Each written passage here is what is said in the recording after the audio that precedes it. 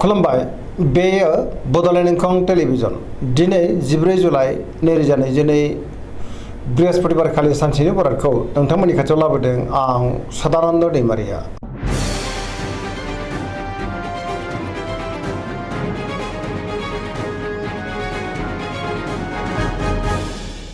सिगां फरायनो लादों मेष राशि गिबि हांखो अ ल।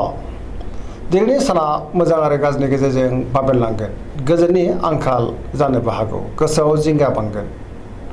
गुबुननि थाखाय नाङा फाङा जेंनायाव गोग्लैनोबो हागौ। सांग्रां जानाया गाहाम। गोसोखौ दिनै जोबोर गिलुं गिलुं मोनगोन। मावनो लानाय खामानिखौ मावफुंनो गोब्राब जागोन। माबा नङा माबा मोनसे हेंथा नुजानोबो हागौ। देहाया दिनै मोजाङै थागोन। अब्लाबो नाथाय जानाय लोंनायाव सांग्रां जानांगोन। रांखावरियाव मोजां। बेफार फालांगियावबो मोजां होनजायो। समाजाव मान मोनगोन। न'खराव दिनै अनलायनाय फैगोन। बहाबा दावबायहैनो एबा हान्थिनो खाबुबो मोननो हागौ आरो मोजाङैनो हान्थिनोबो हागोन। फरायसाफ्रा दिनै फरायनायाव गोसो दुंखांगोन आरो मोजां फिथाइ मोननोबो हागोन।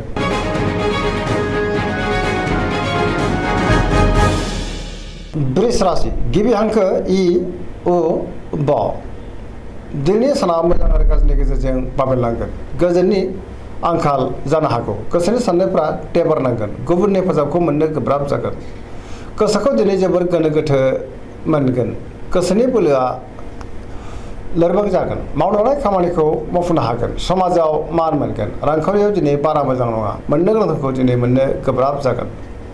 बेफार फालांगियाव मोजां नङा। गोबां खहा जालांनो हागौ। बहाबा थाङोब्ला मोजां अब्लाबो नाथाय सांग्रां जानांगोन। न'खराव दिनै बिसि फिसायनि गेजेराव एना एनिबो फैनो हागौ। देहाया मोजाङै थागोन। सेंग्रा सिख्लाफ्रा जोबोर आला खाला जागोन। बहानिफ्रायबा हरखाबै गाज्रि खौरां फैनोबो हागौ। सांग्रां जानाया गाहाम। फरायसाफ्रा दिनै फरायनायाव गोसो दुंखांगोन आरो मोजां फिथाइ मोननोबो हागोन। गोसोनि साननायफ्रा देबारनांगोन।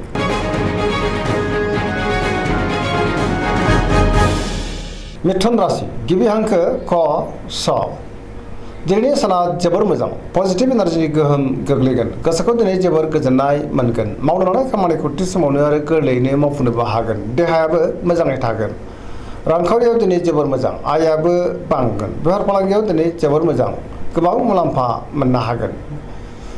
गाहाम आरो गोग्गो साननो रोंगोन।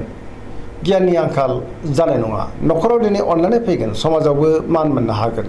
गुबुनजों मोजां सोमोन्दो लाखिनो रोंगोन। गुबुननि हेफाजाबखौबो मोननो हागोन। बहाबा थांनो एबा हान्थिनो खाबुबो मोननो हागौ।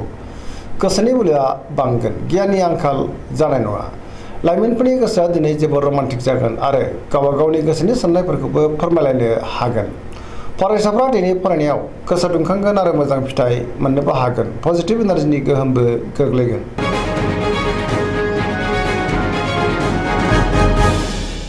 कर्कट राशि गिबि हांखो ड ह। दिनैनि साना जोबोर मोजां। गियाननि आंखाल जानाय नङा। सोरजोंबा बाख्नाय जानोबो हागौ। गुबुननि हेफाजाबखौ मोननो हागोन। गोसोखौ दिनै जोबोर गोजोननाय मोनगोन।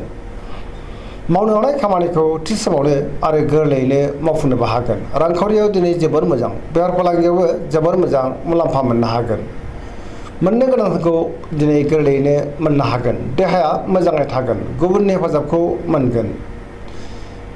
गोसोखौ दिनै जोबोर गोजोननाय मोनगोन।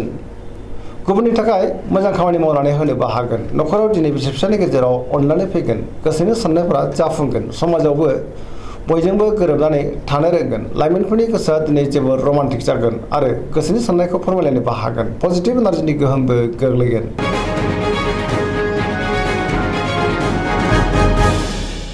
सिंह राशि गिबि हांखो म ट। दिनैनि साना जोबोर मोजां। नाथाय अब्लाबो सोरजोंबा रायखोमा जानोबो हागौ। सांग्रां जानांगोन। समाजाव लोगो लेवा बांगोन। गोसोखौ दिनै जोबोर गोजोननायबो मोनगोन। सोरबा गोजाम लोगोजों बहाबा लोगो मोनज्लायनो हागौ।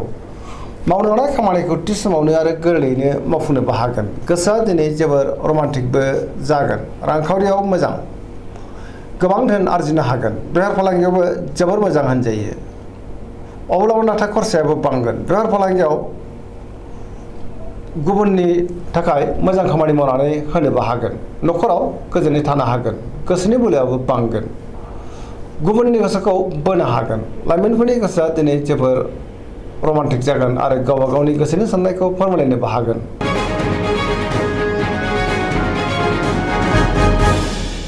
कन्या राशि गिबि हांखो प ट दिनैनि साना जोबोर मोजां सोरनिबा सायाव गोबां फोथायगोन गोसोआव गोग्गो आरो गोथों साननाय फैगोन बहानिफ्रायबा मोजां खौरां फैनोबो हागौ रांखावरियाव दिनै जोबोर मोजां गोबां धोन आरजिनो हागोन बेफार फालांगियावबो दिनै जोबोर मोजां मुलाम्फा मोनगोन मोननो गोनांखौबो दिनै मोननो हागोन सोरबा गोदान सुबुंजों बहाबा लोगो मोनज्लायनो हागौ न'खराव अननानै फैगोन फरायसाफ्रा दिनै फरायनायाव गोसो दुंखांगोन आरो मोजां फिथाइ मोननो हागोन सेंग्रा सिख्लाफ्रा गोसोखौ जोबोर रमान्टिक मोनगोन आरो गावबा गावनि गोसोनि साननायखौ फोरमायलायनो हागोन समाजावबो मान मोनगोन देहाया दिनै मोजाङैनो थागोन गोसोनि बोलोआबो बांगोन गोसोनि साननायफ्रा मोगथाङाव जाफुंगोन पजिटिभ एनार्जिनि गोहोमबो गोग्लैगोन।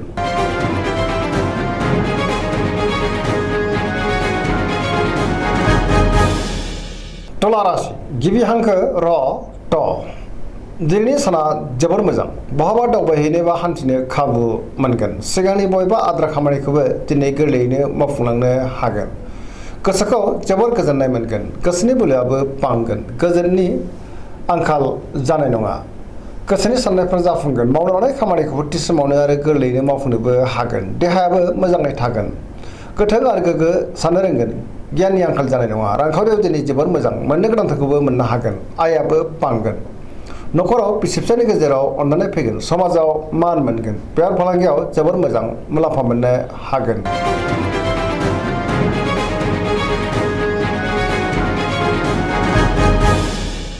वृश्चिक राशि गिबि हांखो न स दिनैनि साना जोबोर मोजां गोसोनि बोलोआ बांगोन न'खराव गोजोनै थानो हागोन लोगोफोरनि हेफाजाबखौबो मोनगोन सोरजोंबा बाख्नाय जानो हागौ सोरबा लोगोजों बहाबा लोगो मोनज्लायनोबो हागौ गोसोआव गोग्गो आरो गोथों साननाय फैगोन मावनो लानाय खामानिखौ थि समावनो आरो गोरलैयैनो मावफुंनोबो हागोन गोसोनि बोलोआबो बांगोन समाजावबो मान मोननो हागोन न'खराव बिसि फिसायनि गेजेराव अननानै फैगोन बिदा फंबायजों मोजां सोमोन्दो थागोन रांखावरियाव दिनै जोबोर मोजां बेफार फालांगियावबो जोबोर मोजां होनजायो देहाया मोजाङै थागोन गुबुननि थाखाय गोबां मोजां खामानि मावनानै होनोबो हागोन फरायसाफ्राबो दिनै फरायनायाव गोसो दुंखांगोन आरो मोजां फिथाइ मोनगोन लाइमोनफोरा जोबोर रमान्टिक जागोन आरो गावबा गावनि गोसोनि साननायखौ फोरमायलायनो हागोन पजिटिभ एनार्जिनि गोहोमबो गोग्लैगोन।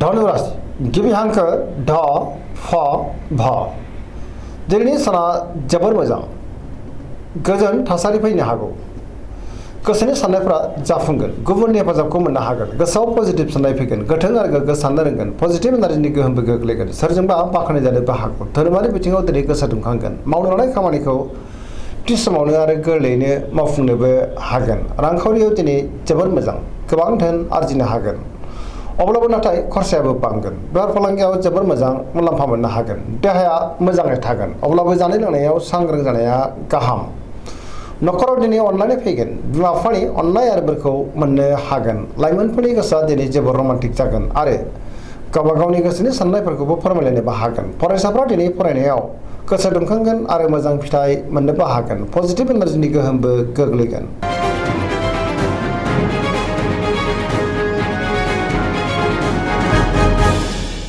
मकर राशि गिबि हांखो ख ज दिनैनि साना जोबोर मोजां बहानिफ्रायबा मोजां खौरां फैगोन गोसोखौ दिनै जोबोर गोजोननायबो मोनगोन देहाया मोजाङै थागोन गोसोनि साननायफ्रा जाफुंगोन रांखावरियाव दिनै जोबोर मोजां मोननो गोनांखौ दिनै मोननो हागोन बेफार फालांगियावबो जोबोर मोजां होनजायो सोरजोंबा बाख्नाय जानोबो हागौ मावनो लानाय खामानिखौ थि समावनो आरो गोरलैयैनो मावफुंनोबो हागोन पजिटिभ एनार्जिनि गोहोम गोग्लैगोन लाइमोनफोरनि गोसोआ दिनै जोबोर रमान्टिक जागोन आरो सोरजोंबा बाख्नाय जानोबो हागौ गुबुननि थाखाय गोबां मोजां खामानि मावनानै होनोबो हागोन गोसोनि साननाय आरो लुबैनाया दिनै मोगथाङाव जाफुंगोन धोरोमारि बिथिङावबो गोसो दुंखांगोन।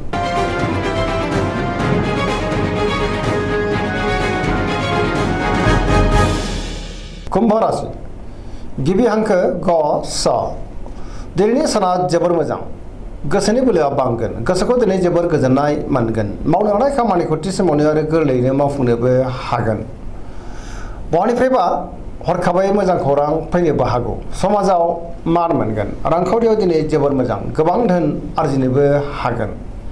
बेफार फालांगियाव जोबोर मोजां मुलाम्फा मोनगोन। देहायाबो दिनै मोजाङैनो थागोन। न'खराव बिसि फिसायनि गेजेराव अनलायनाय फैगोन। बिदा फंबायजों मोजां सोमोन्दो थागोन।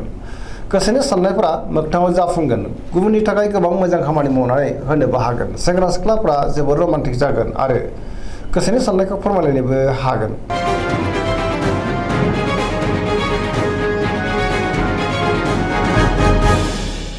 मीन राशि गिबि हांखो ड स। दिनैनि साना जोबोर मोजां, जेरावबो गोसो गुदुं जागोन। गोबां मोजां खाबु फैनोबो हागौ। माबा मोनसे मोजां खौरां मोनगोन। गोसोखौ दिनै जोबोर गोजोननाय मोनगोन। गोसोनि बोलोआबो बांगोन। देहाया मोजाङै थागोन। रांखावरियाव जोबोर मोजां। बेफार फालांगियावबो जोबोर मोजां होनजायो। आयाबो बांगोन। न'खराव दिनै अनलायनाय फैगोन। जेरावबो सांग्रां जानो रोंगोन। गोसोआ दिनै जोबोर रमान्टिक जागोन आरो गावबा गावनि गोसोनि साननायखौ लाइमोनफोरा फोरमायलायनोबो हागोन। गोसोनि साननायाबो जाफुंगोन। पजिटिभ एनार्जिनि गोहोमबो गोग्लैगोन। दिनैनि राशि फरायथिना एसेनोसै। जोबनायाव बेखौनो खावलायो जाहाथे नोंथांमोना सानफ्रामबो जोंनि बे बड'लेण्ड इंखं टेलिभिजनखौ नायबाय थायो आरो साबस्क्राइब खालामो, लोगोसे लाइक खालामो आरो शेयार खालामो। एसेनोसै, गोजोन्थों।